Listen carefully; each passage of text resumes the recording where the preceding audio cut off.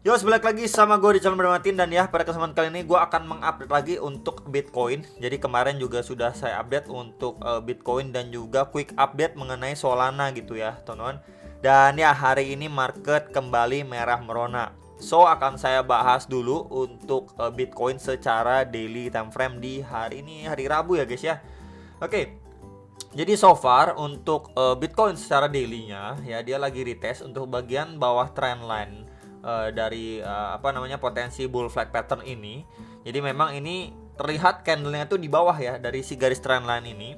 Cuman kan ini time frame daily gitu ya. Jadi satu candlenya itu kan belum selesai. Ya, kita mesti melihat besok tutup atau close candlenya itu di kisaran berapa. At least yang benar-benar perlu kita perhatikan adalah jangan sampai ya area bagian bawah ini ya ini dijebol, ini di sekitar 16.700-an dolar lah ya.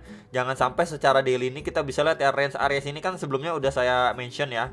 Ini sebelumnya jadi area resisten pada pergerakan si Bitcoin sebelum-sebelumnya secara daily time frame. So at least kalau misalkan ya si Bitcoin masih mampu bertahan di area sini, masih adanya chance atau kemungkinan bisa aja dia rebound lagi untuk testing ke bagian atas dari si trendline resisten ini. Ini di bagian sekitar 17.000 dolar. Ya, itu masih adanya chance untuk si Bitcoin kalau misalkan kita masih dikasih bermain atau nafas Bitcoin bermain di dalam range channel ini ya. Let's say kalau saja dia malah jebol gini ya, close candle di bawah 16.700, ini berpeluang untuk si Bitcoin malah bisa drop lebih signifikan lagi ya. Jadi yang perlu dipantau secara daily time frame adalah box warna putih area support ini ya, dan di situ juga adanya si trendline support dari si channel ini ya untuk si Bitcoin secara daily time frame.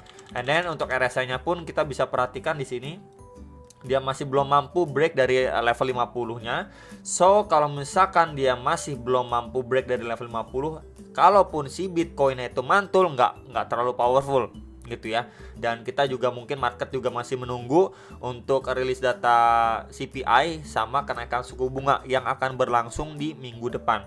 So be careful teman-teman ya, market mungkin masih wait and see ya, bisa aja dia cuma tersatu aja di dalam range ini sampai nanti rilis data CPI dan juga kenaikan suku bunga, baru nanti market bisa bereaksi ya. Mungkin pelaku pasar juga menunggu juga untuk tanggal rilisnya ya, rilis mengenai si data CPI dan juga kenaikan suku bunga yang memang sekarang chance itu lebih besar untuk menaikkan di 0,5% saja. Cuman tetap aja kita nggak bisa terlalu optimis karena masih menunggu rilis data CPI yang nanti rilis di minggu depan. Itu juga bisa menjadi salah satu bahan pertimbangan untuk The Fed menaikkan suku bunga ya di bulan Desember ini. Kemudian Januari kayak nggak ada kenaikan suku bunga, next lagi kalau nggak salah di bulan Februari guys. Oke. Nah, ini untuk si Bitcoin. Jadi tadi udah secara daily time frame, and then mungkin akan saya bahas dulu sedikit ya di time frame 4 jamnya dulu lah. Oke, jadi time frame 4 jam sebelumnya di sini sempat bahas ya adanya inverse head shoulder, kemudian dia mampu break, cuman di sini at least dia ketahan gitu ya, teman-teman. Oke. Dan ya dia ini sekarang ini lagi bertahan ya. Di sini adanya golden ratio dari pergerakan-pergerakan sebelumnya, dari tarikan Fibo dan lain sebagainya gitu ya. Ini akan coba saya hapus-hapus aja dulu Fibonya. Dan ya intinya di box warna ungu ini ya. Sebelumnya di kisaran situ kita bisa lihat ya, ini menjadi area resisten, and then di flip menjadi area support. And then di kisaran situ pun sekarang si Bitcoin pun masih ketahan ya, masih ketahan untuk posisi saat ini secara time frame hournya khususnya 4 jam nih. Kita bisa lihat ya di situ adanya reaksi walaupun belum signifikan. Nah, yang perlu kita pantau adalah apakah dari area sini dia mampu seperti sebelumnya retest nih. Ya, retest lanjut naik, and then di sini retest juga untuk lanjut naik, atau malah dari area sini ya dia cuman mantul sedikit, teman-teman sebentar. Dia cuman mantul sedikit, at least ngetes ke EMA 34 dan 55 secara time frame 4 jam, di mana di situ juga kita bisa lihat sebelumnya ini menjadi resisten, support.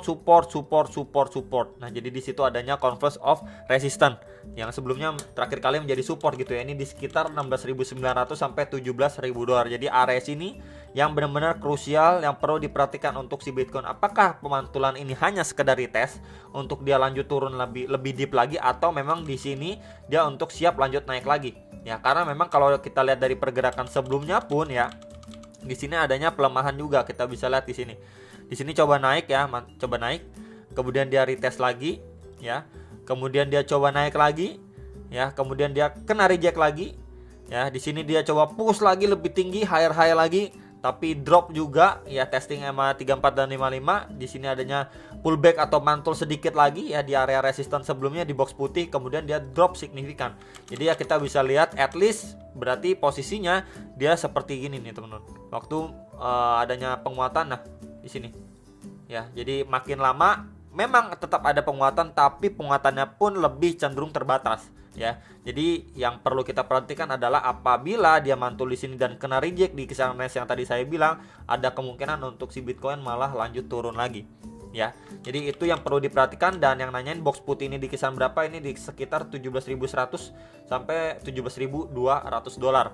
Ya, sebelumnya kita bisa lihat di sini kena reject di sini sempat ngelewatin tapi drop signifikan juga dalam waktu singkat. Berarti di sini kita bisa bilang juga false break, dan ini pemantulan yang terakhir kali pun kena reject di kisaran area situ.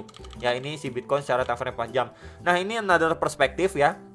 Bisa juga kalau misalkan yang nanyain apakah ini bisa dibilang untuk sebagai sebuah rising wedge, ya bisa aja teman-teman. Kita bisa lihat untuk bagian atasnya ini kena touch, ya, ini 1, ya, kemudian di ini 2, di sini 3, dan ini terakhir kali 4 kali kena touch, ya teman-teman. Kemudian untuk bagian bawahnya kalau kita hubungkan saja, nah, ya, kurang lebihnya seperti ini. Ya, seperti ini bisa juga kita bisa lihat, ya, dia masih coba bertahan di bagian bawah nih, trendline bagian bawahnya. Ini bisa juga teman-teman. Atau buat teman-teman yang narik garisnya dari sini bisa nih. Mungkin dari sini teman-teman tarik nih ke bagian bawah. Nah, di sini, ya. Jadi ininya digeser sedikit. Nah, jadi ini bisa juga kalau teman-teman bilang, wah ini rising wedge gimana bro, ya bisa juga, nggak ada salahnya gitu, ya teman-teman. Menurut saya juga nggak salah juga. Jadi at least yang perlu diperhatikan sama aja kalau misalkan skenario ini, ya, udah terbreakdown dari trendline-nya, kalian bisa perhatikan terlebih dahulu proses dia waktu pemantulan nih. Ya, bisa aja di sini mantul untuk sekedar retest, ya, untuk lanjut turun. Ya, jadi ini lebih mendukung untuk yang tadi nih.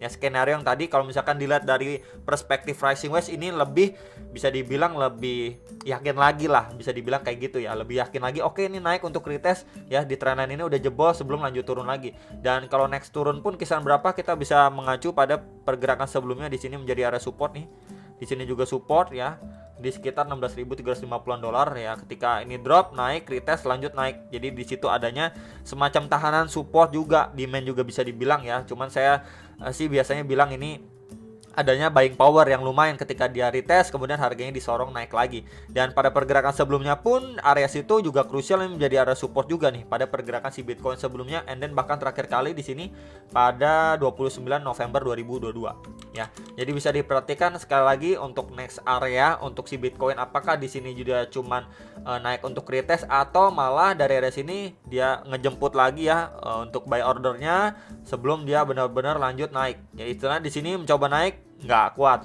ini naik juga nggak kuat, ya, di sini naik lagi akhirnya kuat, ya, bisa aja. Cuman yang benar-benar perlu diperhatikan adalah ketika turunnya ini signifikan, kenaikannya pun kalau terbatas, berarti di situ adanya pelemahan buyers dan kemungkinan chance-nya lebih besar untuk si Bitcoin lanjut turun lagi, ngejar next target yang tadi sudah saya sampaikan ke teman-teman sekalian, ya. Next, ini untuk si Bitcoin, ya. Jadi tadi pagi sebenarnya sayang banget, ya, dia ketika drop gini membentuk seperti sebuah range, ya, triangle pattern gitu, symmetrical triangle. Cuman karena datangnya dari atas dan bentuk triangle-nya itu lebih kecil, biasanya saya sih bilangnya ini bear penan, ya, teman-teman. Di sini bear penan, ya, dia mampu nih, ya, malah breakout. Biasanya kan bear penan itu lanjut breakdown, ya. Kurang lebih sini saya coba penan, ya, teman-teman. Di sini kurang lebih seperti ini nih, teman-teman. Ya, ketika dia drop, ya, membuat range dalam triangle pattern, lanjut turun lagi gitu, ya.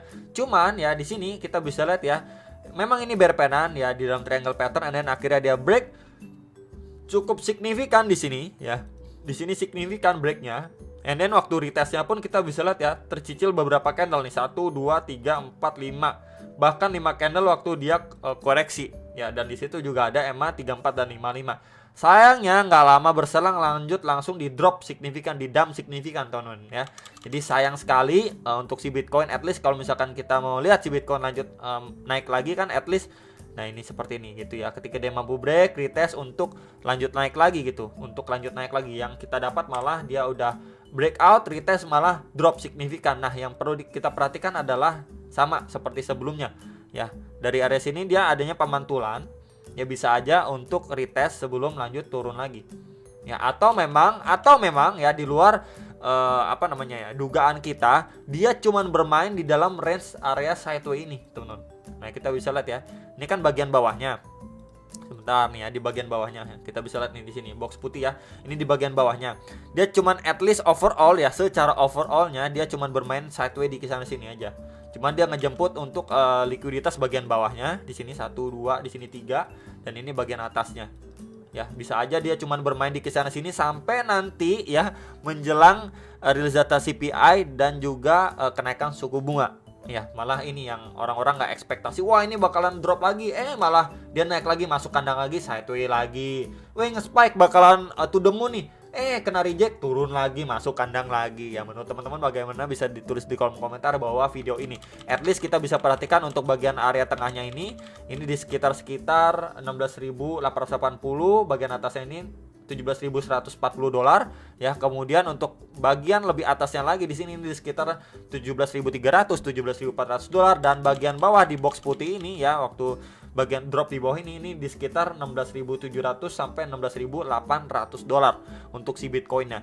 Jadi itu yang bisa saya sampaikan buat teman-teman sekalian. Jangan lupa untuk analisa kembali sebelum mengaksesikan atas saran sekalian masing-masing. Sampai jumpa untuk next video. Salam profit.